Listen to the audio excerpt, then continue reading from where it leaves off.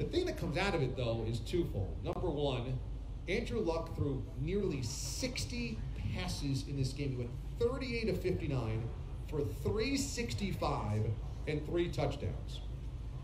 Okay, that's the first part. Second part is the Patriots defense allowed Andrew Luck to throw for 365 yards. Let's start with the good. Luck's shoulder has been a problem. He's taken him out the last 2 football seasons. He was a future star on the ascent, and he would, every year you knew, take the next step, and that Colts team would take the next step. And they went from the wild card round to the divisional round to the AFC Championship game against the Patriots, the Deflategate game. And it just seemed like they were set up to have a franchise guy there for 15 years and go to Super Bowls. And instead, that got derailed. I mean, that feels like a long time ago that the Colts were one of the best teams in the AFC. I wonder if the Colts are being reckless right now with Andrew Luck. I mean, that stat that they put up last night, was it 170 some odd passes in 4 games or 5 games? It was insane. I mean, he's averaging throwing like 45 times per game. And I know that it's nice because if you put the ball in his hands that many times, you should make more plays than you don't. And it's nice to see that he's back. But he is averaging 49 pass attempts a game on a shoulder that has been rebuilt. I wonder if that is not being reckless. I mean, I realize the Colts are Andrew Luck and then a whole lot of spare parts. I realize that they'd rather run the football, and I realize that this is a league that, rewards passing. But I don't know, Mraz. I mean, you're 5 games into the season. The guy is throwing 45 times a game on a shoulder that's just now good, and we saw him be pulled out for a Hail Mary because they don't want to blow out his shoulder. Should this guy be throwing 60 times last night? Absolutely not. And granted, they played basically all year without Marlon Mack, their top running back. But even then, it's not like Marlon Mack is Walter Payton or anything. It's almost as if they can't run the ball, so they've already given up on running the ball. Whether it's Wilkins or Mack or Turbin, and they have nobody to answer. Nigel, whoever that guy's, Hines in the backfield. Nigel Hines had 15 carries last night. Look, and they're running the ball 21 times. It's just not a recipe, especially when you have a quarterback, a star quarterback coming off the bum shoulder. And he's thrown the ball 59 times. It's not like T.Y. Hilton was in that game last night. Right. What are you doing? And, so we're going to forgive him because you took him off the field for a Hail Mary? That's the one time you didn't want to test his shoulder? Well, it was a 24-3 game at half.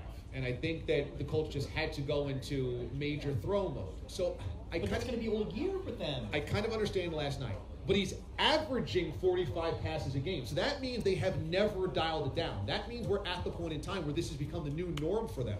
You don't throw Brady or Breeze or Rodgers 60 times in regulation. He had 59 pass attempts. Again, they're not all slinging it downfield, 50 yards downfield, but 59 passes on a guy with a reconstructed shoulder. I don't know. Something feels like professional negligence here for the Indianapolis Colts. And you were not even factoring in this. He's averaging 50 passes almost a game, right? Or whatever.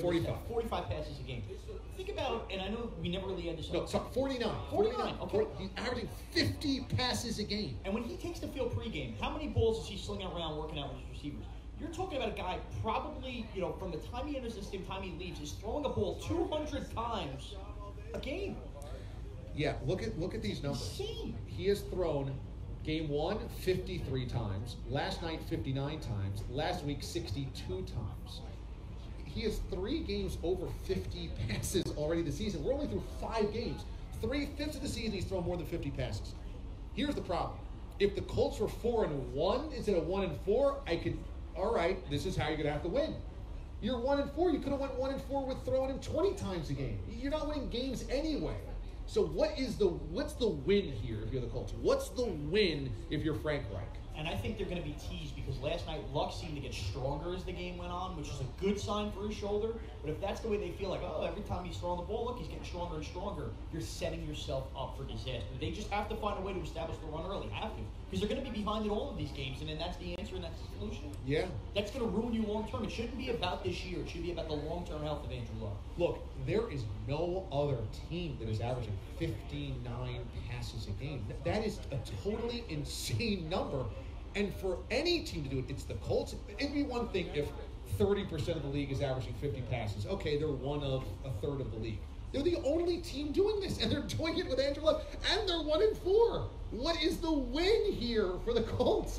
What is the win? What are they trying to do here? Are they proving modern medicine? Are they proving, hey, wait, look how great our surgeons are. He can throw 62 times a game and his shoulder won't fall off. And maybe they should get Jim Irsay more involved back if this is what it looks like when he's not as involved.